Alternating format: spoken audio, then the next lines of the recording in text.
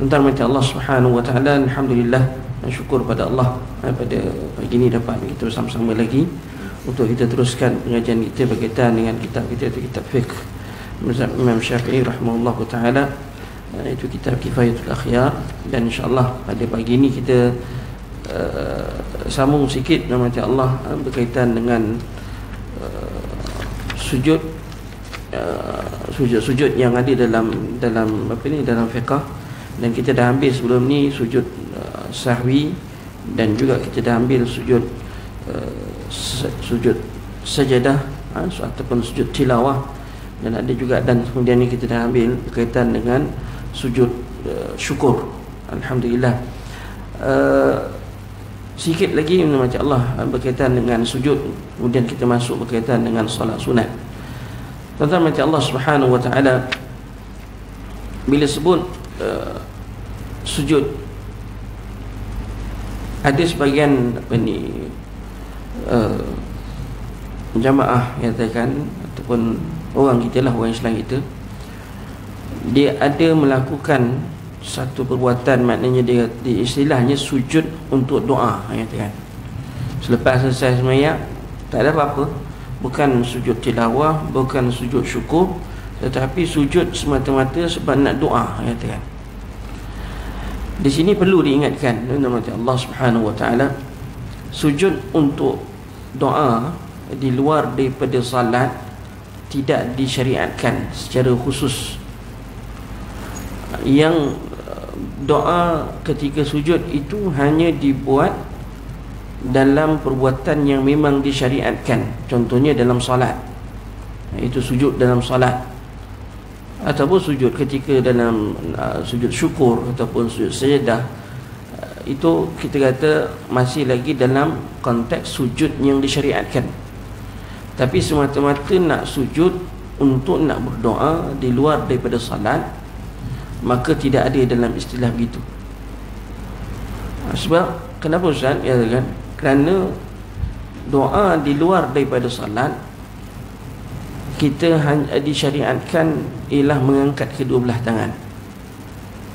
Dia tak sama dalam salat.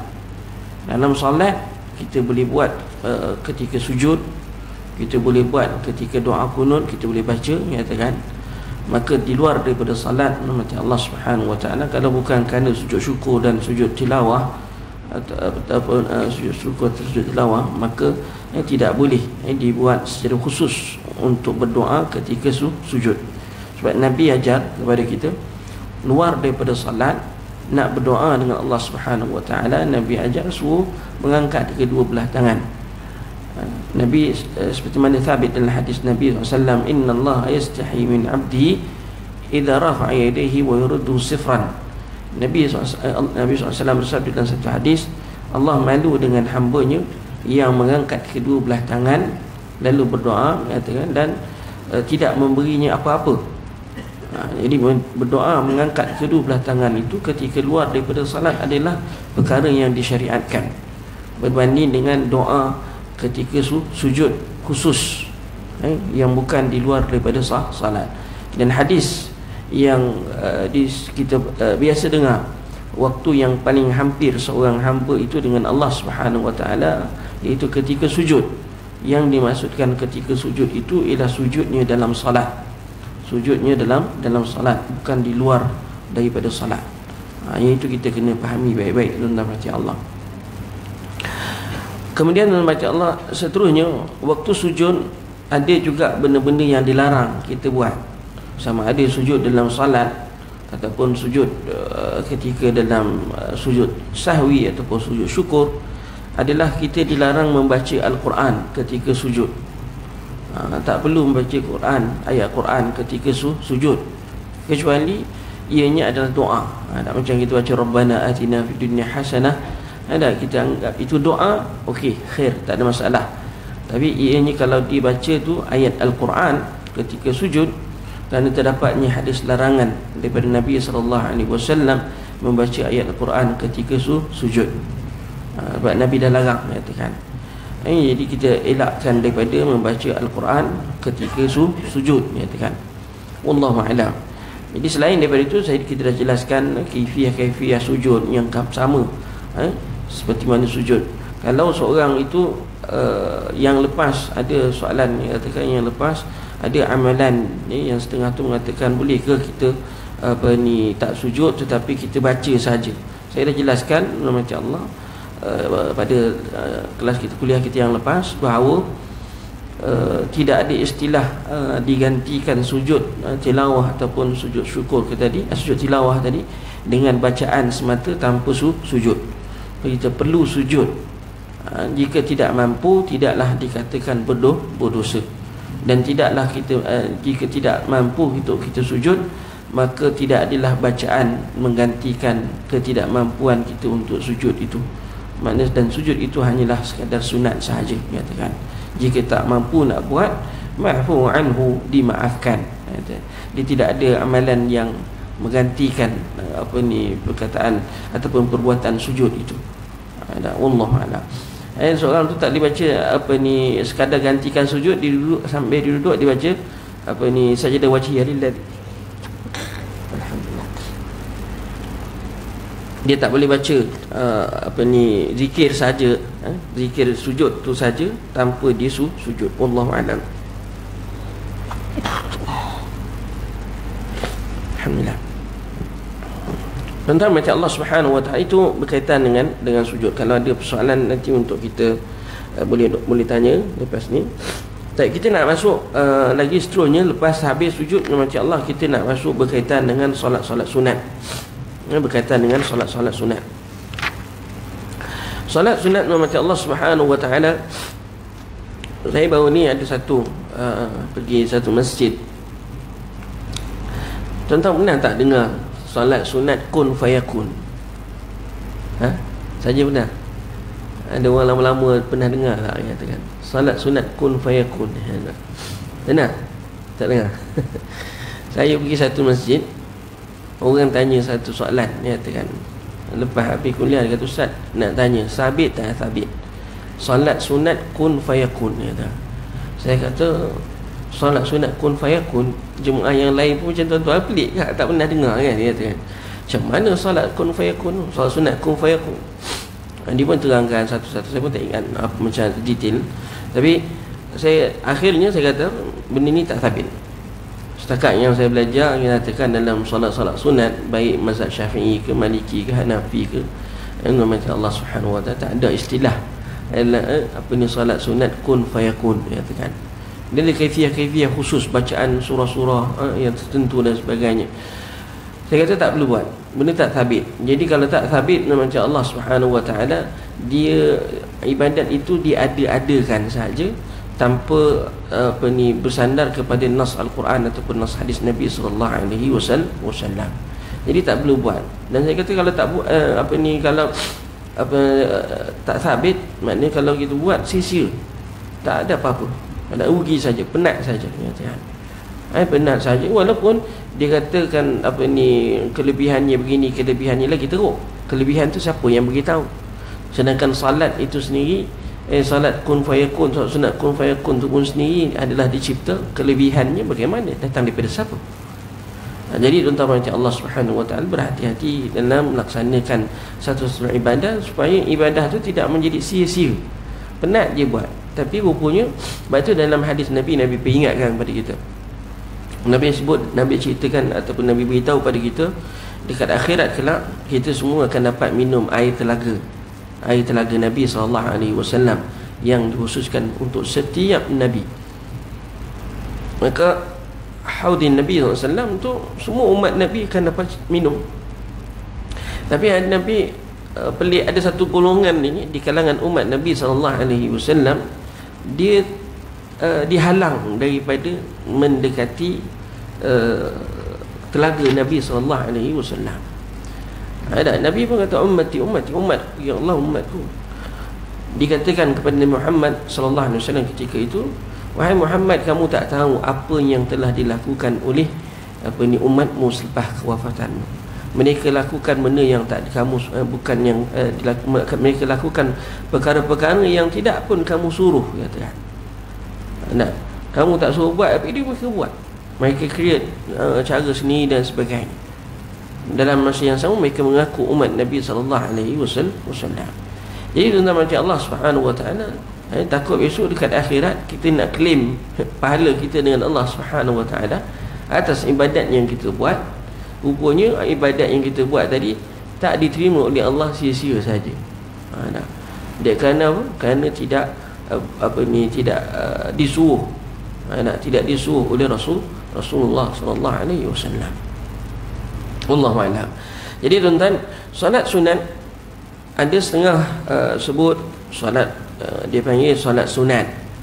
Ada setengah dipanggil solat nafil. Ada setengah dipanggil solat tatawwu. Tu istilah-istilah solat. Ada yang panggil solat mandub, solat muraghabah fi. Wallahu a'lam. Tidak adalah kita kata perbezaan yang ketara di antara istilah-istilah. Sebab kata ulama la musyahah fil istilah, tidak ada isu pun berkaitan dengan istilah-istilah itu. Dan kalau sebut berkaitan dengan salat nafal itu, nafal ni ada segi bahasanya ialah tambahan. Dari segi bahasanya ialah tambahan. Dari segi istilahnya, istilah syaraknya, salat selain daripada salat-salat fardu. Dinamakan dia kerana ia tambahan. Tatawwu rela hati. Kenapa dia panggil salat tatawwu? Sebab sunat ni perkara yang dengan rela hati, bukan paksaan. Kalau wajib tu mesti kena buat. Soalah kita kata di sana ada saranan yang kuat, suruhan yang kuat, katakan tak buat berdosa. Tapi sunat ni dengan kita kata rela hati.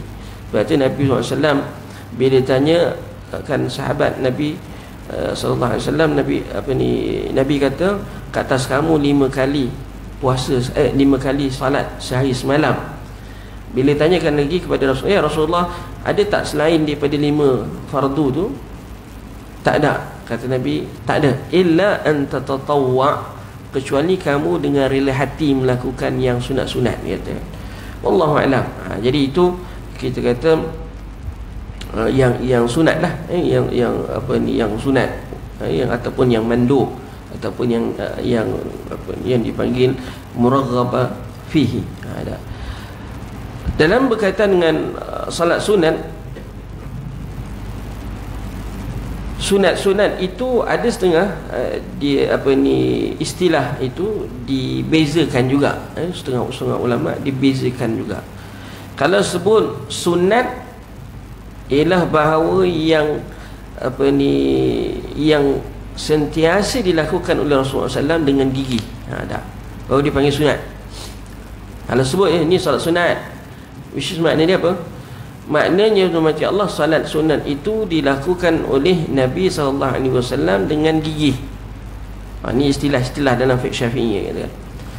Kalau dia panggil sunat mustahabbah, dia ada istilah ni mustahabbah, ustuhibbah. Ada mustahab ini ialah ada kala Nabi lakukan, ada kala Nabi tidak menekuninya. Kejap ada Nabi buat, kadang-kadang Nabi tak buat.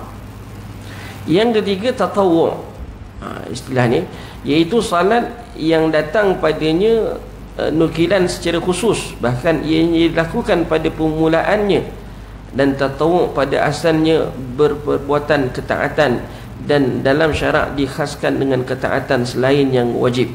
Majoriti fuqaha menggunakan istilah salat nafal dan salat tatawwu'. Itu adalah perbezaan sedikit yang dibuat sisi ulama. Wallahu a'lam. Jadi kita kata salat sunat yang dilakukan oleh Nabi sallallahu alaihi wasallam ini, ada yang Nabi buat secara berterusan. Nah, hatta Nabi musafir pun Nabi tak pernah tinggal. Ada yang Nabi buat berterusan, tetapi ketika musafir Nabi tak buat. Ada yang Nabi SAW salat sunat ni kita kata Nabi buat, tapi kadang-kadang, kadang buat, kadang tidak, kadang buat, kadang tidak, kan. Dan ada yang yang solat sunat yang dikatakan umum, umum. Nabi syorkan saja buat, tak? Nabi sebut dalam hadis dia, contohnya solat sunat qabliyah maghrib, solat sunat qabliyah maghrib, salli liman sya', kata Nabi SAW, siapa nak semayang semayang. Tak? Nabi umumkan begitu. Tak? Nabi umumkan. Contohnya hadis yang Nabi umumkan tadi, Nabi hadis yang saya bacakan tadi, illa anta tatawwa, kecuali kamu dengan rela hati.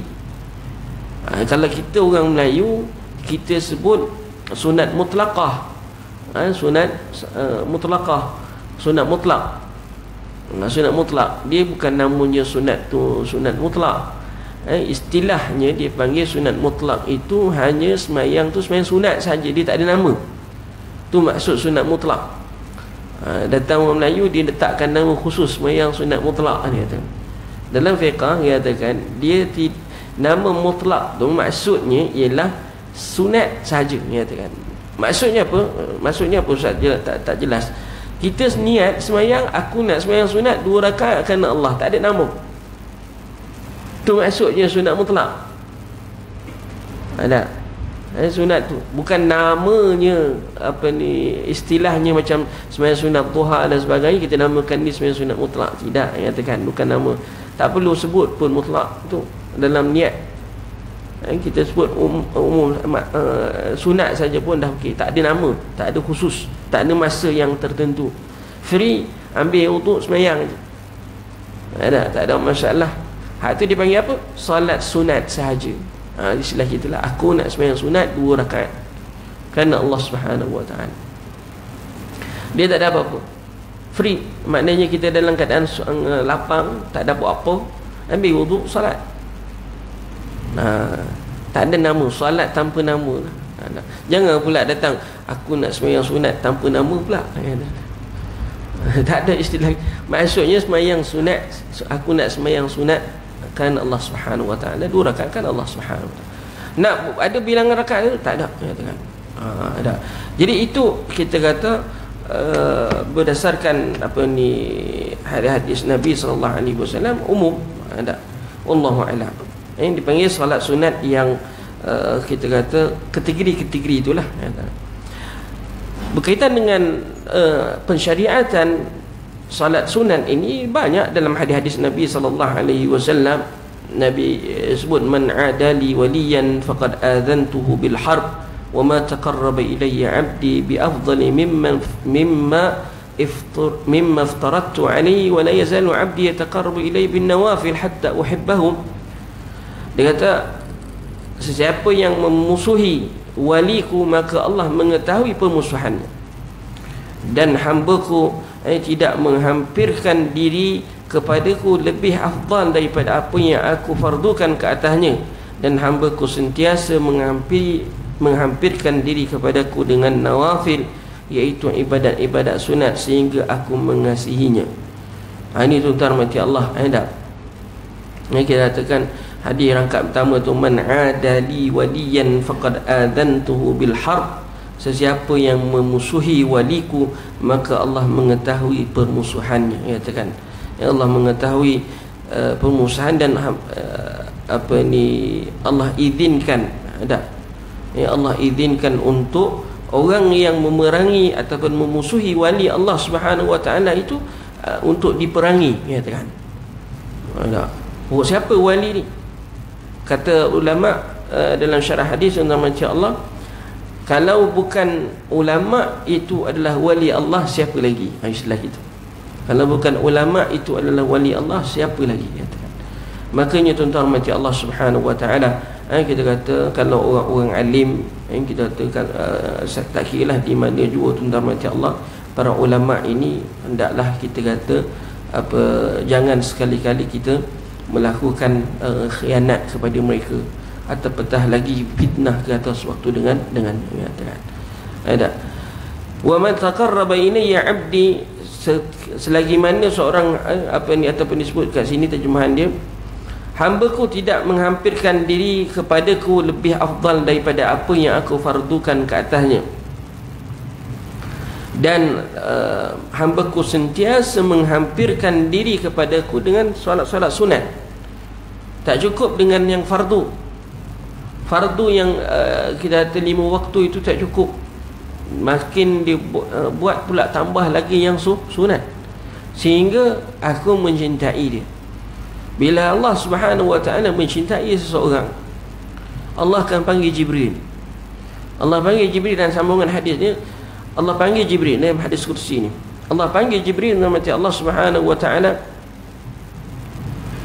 supaya beritahu. Dia kata kat, ya wahai Jibril, fa inni uhibbu fulan fulan. Wahai Jibril, aku suka, sayang, cinta kepada fulan bin fulan. Fa ahibbu. Wahai Jibril, kamu pun kena cintakan fulan bin fulan. Maka Jibril pun pergi panggil seluruh penduduk langit macam Allah Subhanahu. Penduduk langit ni ramai, tuan-tuan, banyak sangat. Disebut dalam hadis Nabi SAW, tidak ada ma min salasa asabi', tidak ada tiga ataupun empat jari, keluasan 4 jari di langit, kecuali ada malaikat. Berapa ramai? Tak terkira ramainya penduduk langit. Maka Jibril panggil seluruh penduduk langit, maklumkan, isytiharkan pada seluruh penduduk langit, tuan-tuan mati Allah, fa innallaha yuhibbu fulan bin fulan. Sesungguhnya Allah Subhanahu wa ta'ala cintakan fulan bin fulan. Fa ahibbuh, maka cintailah mereka. Cintalah mereka. Seluruh penduduk langit, tuan-tuan mati Allah Subhanahu wa ta'ala juga mencintai orang yang mendekatkan diri pada Allah. Seperti mana yang disebutkan dalam hadis. Tak cukup dengan fardu, dilakukan dengan yang sunat. Maka tuan-tuan mati Allah Subhanahu wa ta'ala, bila seorang itu dicintai oleh Allah Subhanahu wa ta'ala, dia berjalan dapat hidayat, dia dengar dapat hidayat, dia tengok dapat hidayat, semua dapat petunjuk dari Allah Subhanahu wa ta'ala. Berdoa, Allah mustajabkan. Dia mohon ampun, Allah ampunkan dosa. Itu kelebihan seorang apabila dia dicintai oleh Allah Subhanahu wa ta'ala. Ada. Bagaimana nak dicintai oleh Allah Subhanahu wa ta'ala? Ialah dalam hadis ni jelas, memperbanyak, bukan setakat fardu saja, hendaklah kita memperbanyakkan salat sunat, menambah salat sunat dalam macam Allah. Hadis yang kedua dia kata, khamsu salawat fi yawmin wa laylah wa siyamu ramadan faqala wa zakat. قال الأعرابي هل علي غيرها؟ قال رسول الله صلى الله عليه وسلم لا إلا أن تتطوع، إلا أن تتطوع، تتطوع. 5 salat yang diwajibkan dalam sehari semalam, puasa Ramadan dan zakat. Lalu orang Arab Badawi itu, dia bertanya, adakah kewajipan atasku selain daripada yang wajib ni ya Rasulullah? Maka Rasulullah SAW bersabda, tidak, kecuali jika engkau ingin melakukan dengan secara sukarela. Maknanya puasa ada sunatnya, semayang ada sunatnya, puasa ada sunat, puasa, zakat pun ada yang sunat, nyatakan. Yang sunat apa? Zakat, sedekah lah. Sedekah yang sedekah. Kalau puasa sunat, kalau salatnya salat sunat. Ada, kecuali illa anta tatawwa. Tuan-tuan mati Allah, kita kata dalam antara kelebihan salat sunat ini yang disebut dalam hadis, dianya sebagai untuk menampung kecacatan-kecacatan yang ada dalam salat fardu kita. Salat fardu ni, tuan-tuan mati Allah, ada yang ialah besok dekat akhirat, antara ibadah yang pertama yang akan ditanyakan oleh Allah Subhanahu wa ta'ala ialah salat. Kalau salat tadi elok, maka tuan-tuan mati Allah dapatlah markah penuh lah, ya tak? Tapi kalau ada yang cacatnya pada salat tersebut, Allah perintahkan malaikat supaya melihat pada yang sunat. Dan yang sunat ini, tuan-tuan, akan menampung kecacatan yang ada dalam salat fardu. Ada. Itu tujuan salat sunat. Sebab itu kita disyorkan memperbanyakkan salat sunat. Nabi SAW sebut dalam hadis, seorang sahabat ni, dia kata, Nabi kata kat dia, sal tu'ta, mintalah apa yang kau nak, kau akan dapat apa yang kau nak. Sahabat ni kata, ya Rasulullah, aku nak bersama dengan kamu dalam syurga. Dia kata dia nak bersama dengan Nabi dalam syurga. Maka Nabi jawab, aw ghaira dhalik, ada lain tak? Tak ada, tu je. Itu saja, nak bersama dengan Nabi dalam syurga. Maka Rasulullah SAW bersabda, a'inni ala dhalika bi kathrati sujud, bantu aku untuk kamu dapat perkara tersebut dengan memperbanyakkan sujud. Banyakkan sujud. Maknanya sujud nak banyak macam mana, fardu dah habis dah cukup dah. Katakan kalau katakan 5 waktu tadi nama Allah, habis dah katakan. Maksud memperbanyakkan kat sini ialah dengan solat sunat. Dengan solat sunat. Sebab tu dan riwayat yang lain, Abu Hurairah, Bilal bin Rabah radhiyallahu anhu, Nabi ketika Isra dan Mi'raj tu, Nabi mendengar bunyi tapak kaki. Dan dia kenal bunyi tapak kaki ni. Siapa punya tapak kaki? Itu Bilal bin Rabah. Lalu bila ditanyakan pada Bilal bin Rabah, apakah amalan yang dilakukan? Dia kata, setiap kali berwuduk, lepas ambil wuduk, dia akan salat 2 rakaat. Maka dia panggil salat sunat wuduk, istilah. Ambil je wuduk, dia akan salat sunat 2 rakaat. Ada. Jadi kita kata kelebihan Allah untuk salat sunat. Ibadah-ibadah yang lebih afdal, sebaik-baik ibadah dan selepas Islam ialah salat. Seperti mana yang diriwayatkan dalam oleh Ibnu Mas'ud daripada Rasulullah SAW, ditanya apakah amalan yang lebih afdal, lalu Rasulullah SAW bersabda, salat pada waktunya. Pada waktunya. Abdullah bin Amr bin Al-As radhiyallahu anhu meriwayatkan daripada Nabi SAW bahawa baginda bersabda, istiqamalah kamu dan ketahuilah bahawa sebaik-baik amalan kami ialah salat, dan tidak ada yang memeliharanya kecuali orang yang beriman. Sebaik-baik amalan ialah salat. Dan kerana salat menghimpunkan seluruh ibadah dan melebihkannya dengan diwajibkan menghadap kiblat dalam bercakap, berjalan dan sebagainya, ini kan ia tidak gugur dalam sebarang keadaan. Kalau salat fardu tidak boleh gugur sebarangan, ya kan. Salat fardu selagi kita sedar, wajib kita salat. Cuma keadaan salat itu bergantung kepada kemampuan kita ketika kita salat. Mampu berdiri, mampu berdiri boleh duduk, tak boleh duduk boleh kita kata bareng, mengiring dan sebagainya. Itu kifiah. Kemudian Allah Subhanahu wa taala, pembahagian salat sunat ni. Salat sunat dibahagikan kepada beberapa bahagian. Ada bahagian pertama dipanggil sunat berjamaah. Sunat dilakukan solat sunat itu secara berjamaah. Ada. Contohnya solat sunat 2 hari raya, solat sunat gerhana. Baru ni kita baru saja selepas gerhana. Ada. Ini diarahkan buat solat gerhana. Solat gerhana ni kalau mampu buat dah, katakan nak mampu buat tu daripada awal gerhana jelas sampai berakhir. Lah baru ni gerhana tu jelas kelihatan pada pukul 6.58 saya. Dia berakhir pada pukul 8 lebih, 8.40 ke 8.50 tak ingat, katakan. Kalau ikutkan lepas solat maghrib tu buat solat sunat sampai 8 lebih ke pukul 9 tak? Kalau mampu ada. Malah yudraku kullu la yudraku julu, kita kata dapat buat sebahagian pun jadilah, katakan dapat buat, yang penting solat sunatnya 2 rakaat tu. Tapi kita buat untuk nak kita kata sebab dia ada kaifiah khusus solat sunat gerhana. Dia ada 2 kali rukuk setiap rakaat. So semayangnya sunat 2 rakaat, ada 4 kali rukuk. Ada 4 kali rukuk dan 4 kali bacaan Fatihah. Ada 4 kali bacaan Fatihah, nyatakan. Jadi itu kalau kita kata dapat buat baru ni, alhamdulillah, nyatakan syukur pada Allah. Dan kalau tak, nanti akan, kalau ada lagi akan datang, boleh buat, nyatakan. Ni boleh buat gerhana matahari dan gerhana bulan. Dan kemudian kita ada solat sunat istisqa, solat sunat minta hujan.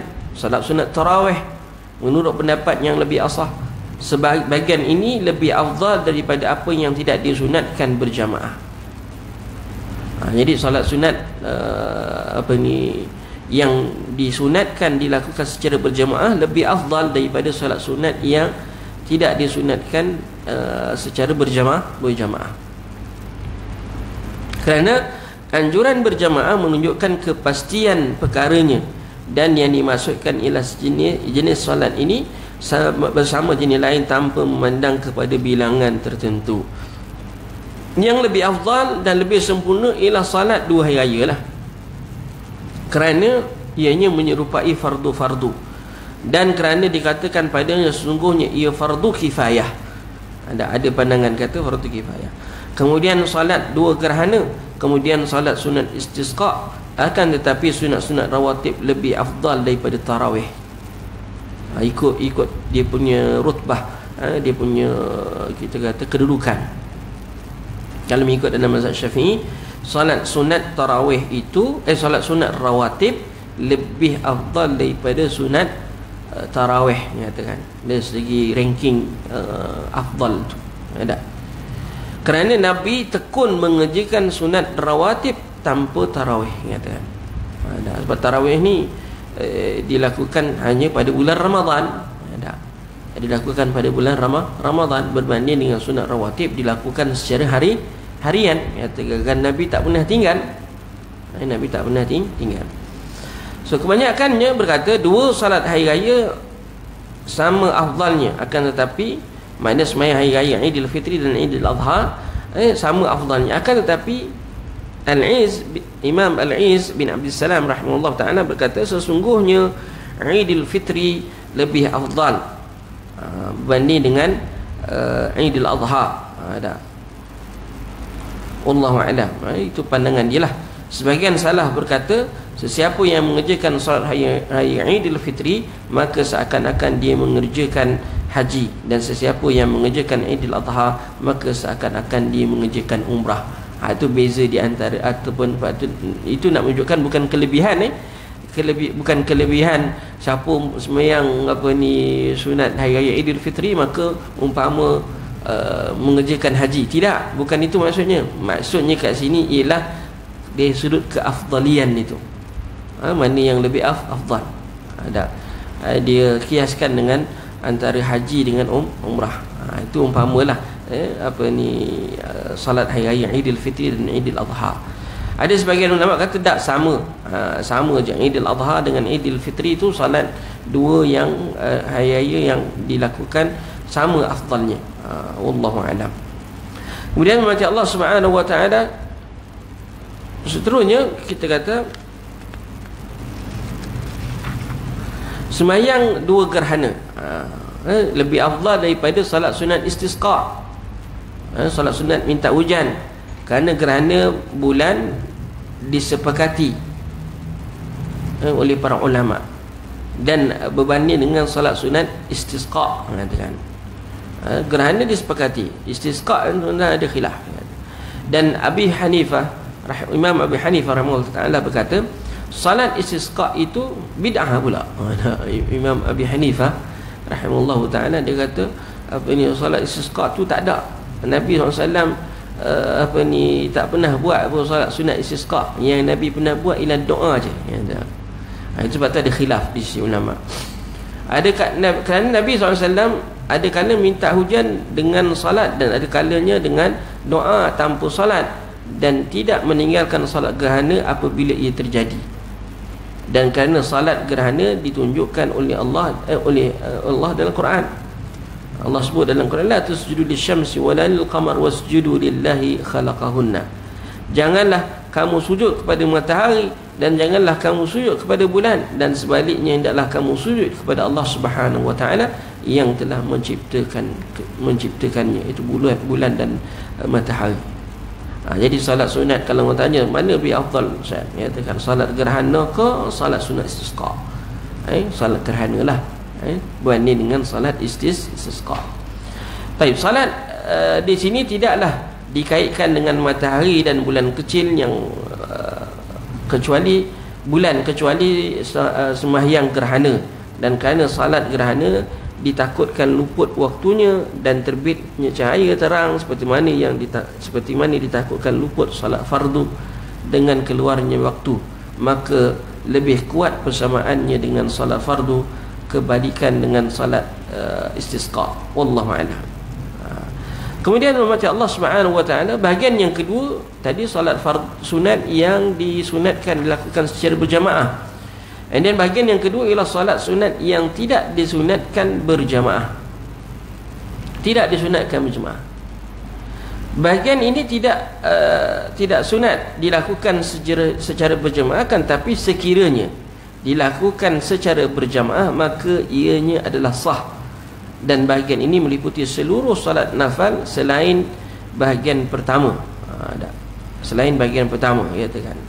Bahagian ini terbagi kepada dua bahagian. Asal solat sunat boleh dilakukan secara berjamaah. Boleh dilakukan sunat secara berjamaah, kecuali tuan-tuan solat sunat rawatib. Solat sunat rawatib jangan tuan-tuan buat secara berjamaah. Jangan buat secara berjamaah. Walaupun tuan-tuan hujah, bukan kata sunat tu boleh buat secara berjemaah ke semua, boleh dilakukan. Ia boleh betul, kecuali sunat rawatib. Kenapa? Kerana daripada dulu lagi, daripada zaman Nabi SAW sampailah sekarang ni, tidak ada para sahabat melakukan solat sunat rawatib itu dilakukan secara berjamaah. Tidak ada, katakan. So jangan kita pandai-pandai nak buat salat sunat itu secara berjamaah. Ada. Wallahu a'lam. Adapun macam Allah Subhanahu wa taala, sunat-sunat yang lain, sunat-sunat yang dikerjakan lainlah secara sukarela, gitu. Boleh dilakukan. Qiyam boleh tak buat jemaah? Boleh, katakan. Witir boleh tak buat? Boleh, katakan. Apa lagi? Sunat taubat boleh, katakan. Sunat hajat boleh, katakan. Tapi sunat rawatib jangan. Jangan. Wallahu a'lam. Sunat-sunat rawatib yang mengiringi salat fardu. Salat sunat rawatib ni apa maksud salat sunat rawatib? Sunat-sunat rawatib ialah sunat yang mengiringi salat fardu. Dalam salat sunat rawatib ini, tuan-tuan Allah Subhanahu wa taala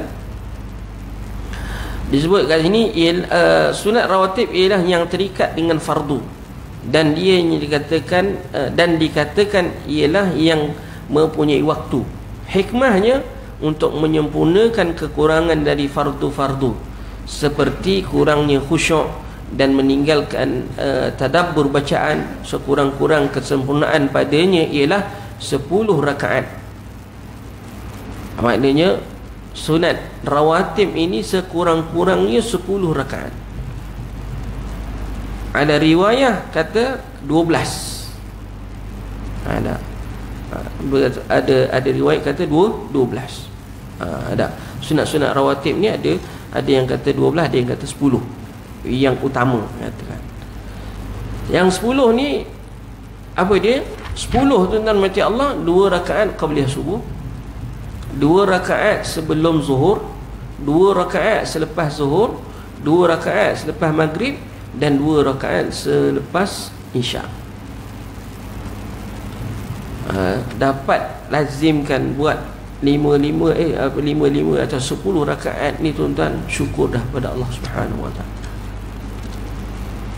Kerana kita kata kedudukan 10 rakaat ini seperti mana sabit dalam hadis. Jadi kita akan baca hadis-hadis Nabi SAW, kelebihan membaca salat sunat qabliyah tadi.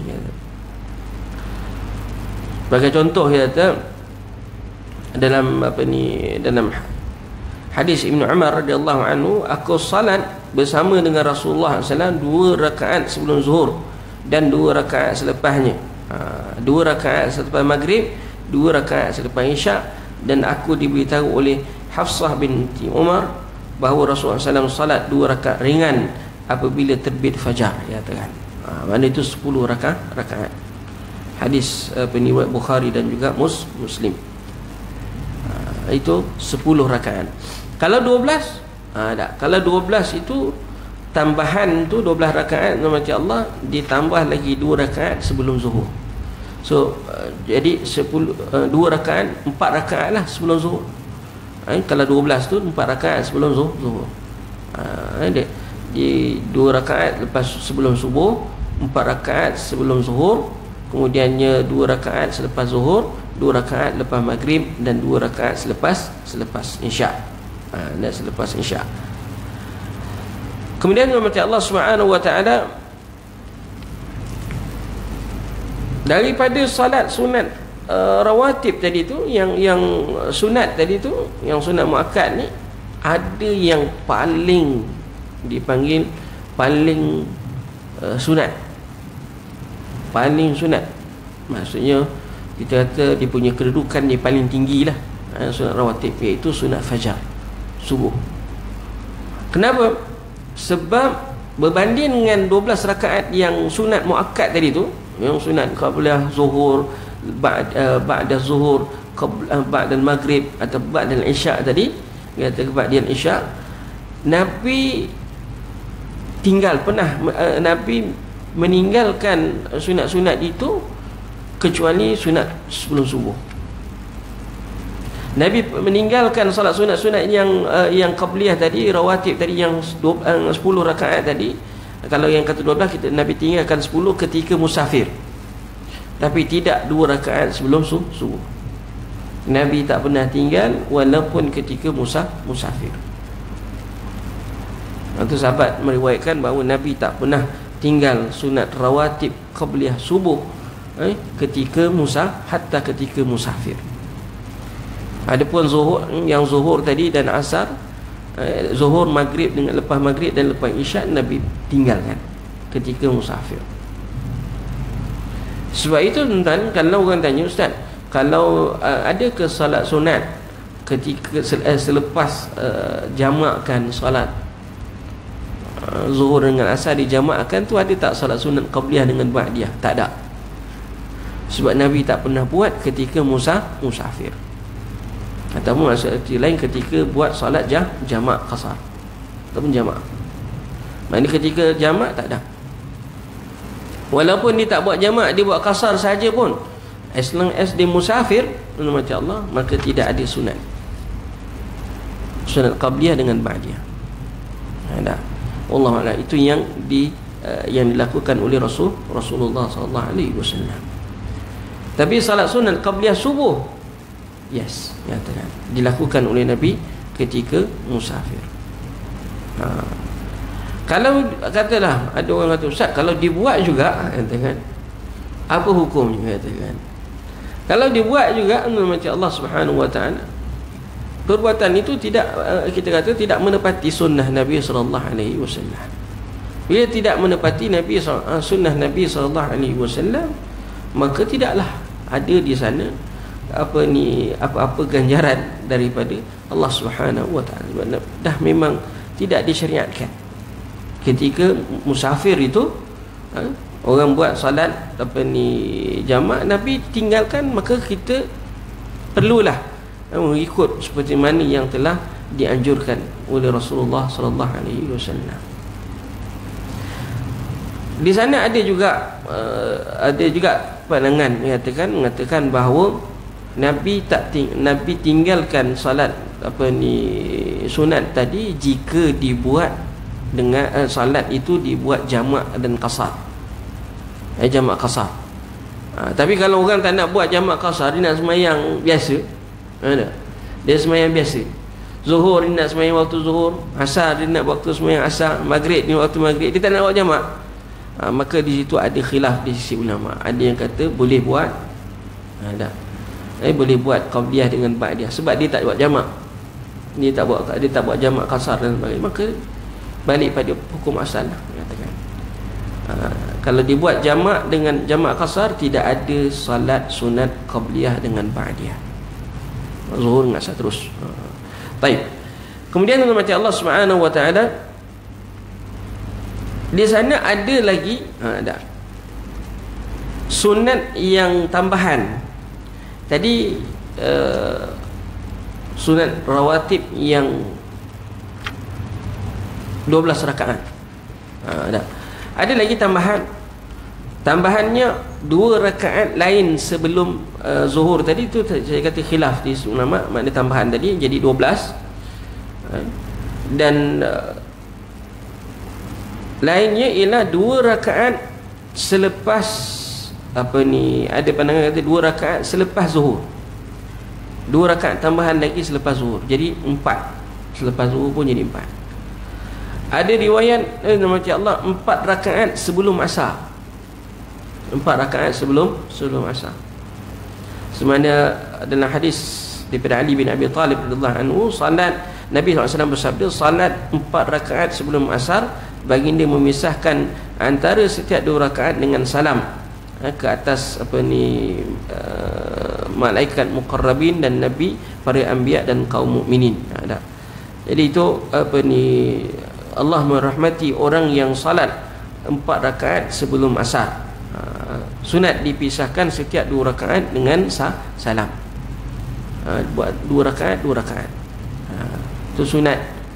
Dan kemudiannya 2 rakaat sebelum maghrib. 2 rakaat sebelum maghrib dan 2 rakaat sebelum isyak. 2 rakaat sebelum isyak. Maghrib tadi saya kata hadis yang disebut dalam Sahih Bukhari liman sya'. Tapi saya pernah pergi satu masjid, habis azan dia terus solat masjid.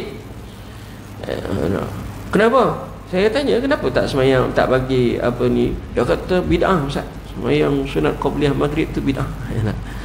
Saya kata asal bid'ah pula, siapa yang kata bagi bid'ah sembahyang sunat qabliyah maghrib? Dia katakan Nabi sebut dalam Sahih Bukhari kot. Dia katakan Nabi sebut dalam Sahih Bukhari, sallu liman sya', salli liman sya', atau sallu liman sya', sembahyang siapa yang nak qabliyah maghrib.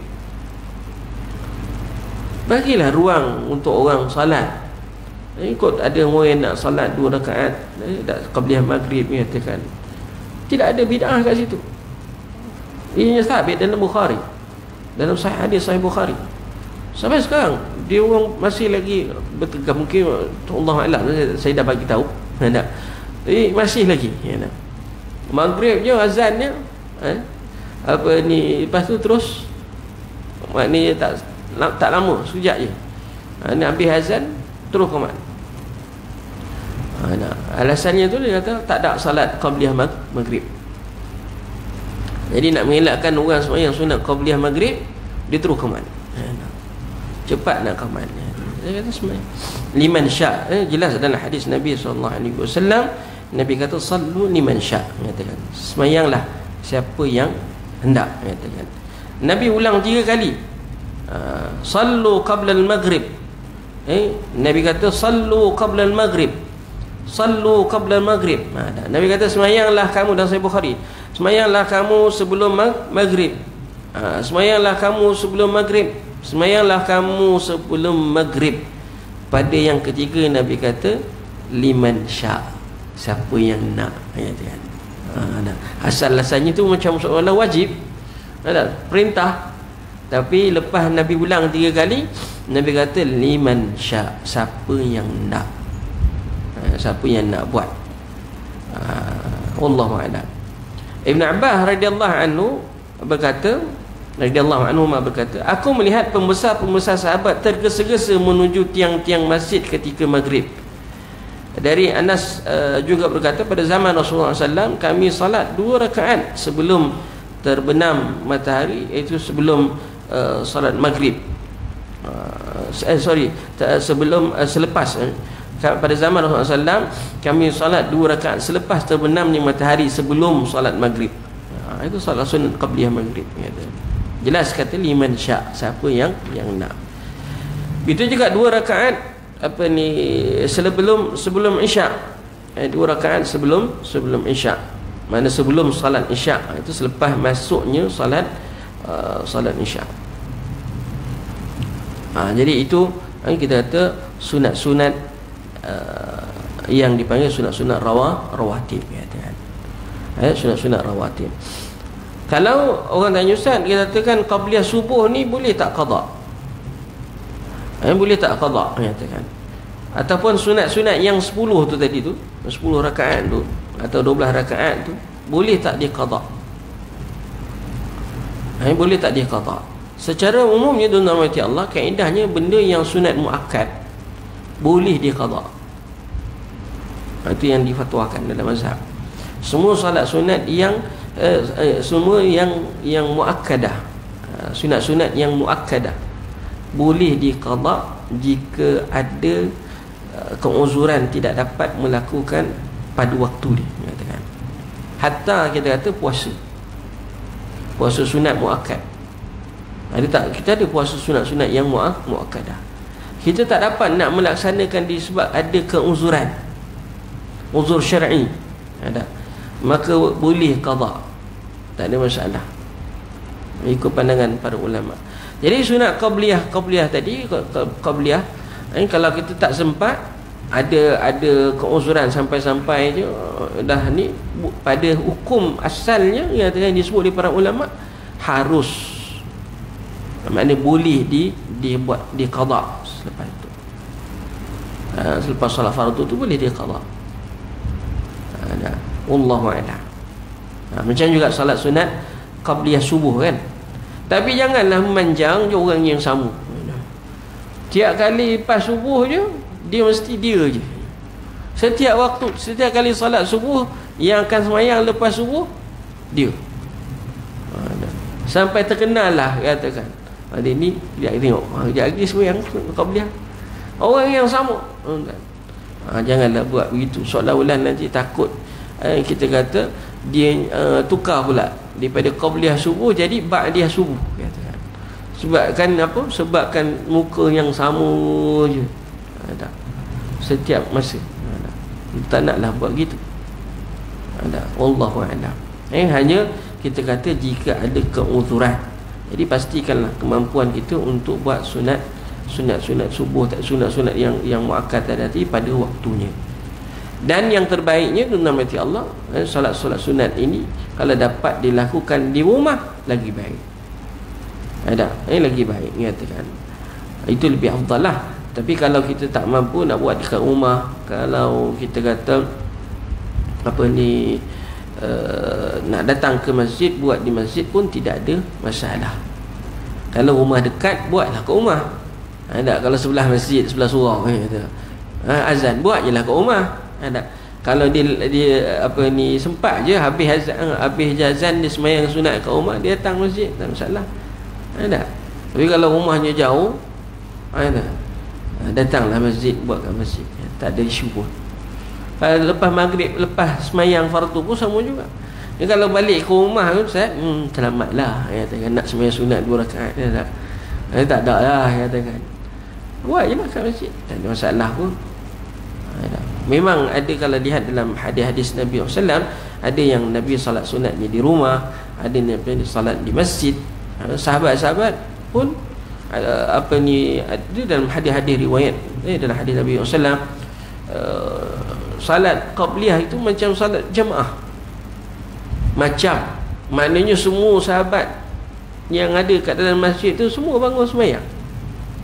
Bila semua sembahyang, orang akan ingatkan solat fardu dah buat, rupanya semua sembahyang sunat.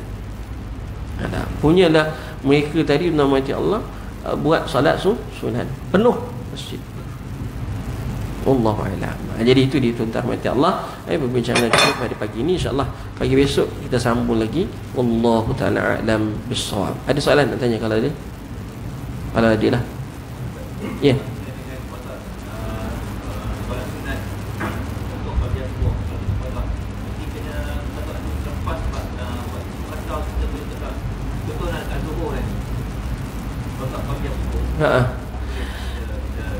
Pada dasarnya qada ni dia tidak ada terhad masa. Dia tak ada terhad masa, katakan. Maksudnya bila sebut dia qada, dia tidak terikat masa yang tertentu. Bila-bila boleh.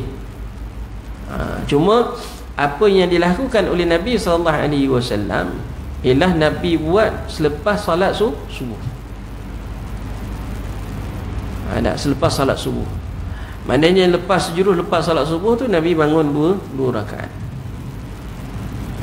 Dan sebaik-baiknya lah nyatakan qada itu sejurus selepas selesai solat subuh. Kalau ikut hukum asal, qada bila-bila boleh buat. Tapi kita lihat apa yang dilakukan oleh Nabi SAW. Nabi buat sejurus selepas selesai solat subuh. Wallahu a'lam. Lain ada nak tanya? Kalau belum subuh itu buat rakaat, belum dapat rakaat lepas tu solat. Boleh. Tapi yang afdalnya dua berasingan, 2 rakaat. 2 salaman. 2 salam. Seperti yang mana yang dicontohikan oleh Rasulullah SAW. Nabi buat 4 rakaat, Nabi pisahkan dengan salam. Maknanya 2 salam lah. 2 rakaat 1 salam, 2 rakaat 1 salam. Itu lebih baik. Wallahu a'lam. Okey, lain ada? Tak ada. Kalau tak ada, nama Allah. Setakat itu saja yang dapat saya kongsikan pada pagi ini. Mari kita doa. Bismillahirrahmanirrahim. Allahumma ij'alna hadha jam'an marhuma wa tafarruqana min ba'di tafarruqan ma'suma. Allahumma inna nas'aluka 'ilman nafi'a wa 'amalan mutaqabbala wa rizqan thayyiban wa husna ibadatik. Allahumma a'inna 'ala dhikrika wa syukrika wa husni ibadatik. Rabbana atina fid dunya hasanah wa fil akhirati hasanah wa qina adzaban nar. Wa sallallahu ala Muhammad wa ala alihi wa sahbihi wa baraka wa sallam. Walhamdulillahi rabbil alamin. Subhanakallahumma bihamdika asyhadu an la ilaha illa anta wa astaghfiruka wa atubu ilaik. Assalamualaikum warahmatullahi wabarakatuh.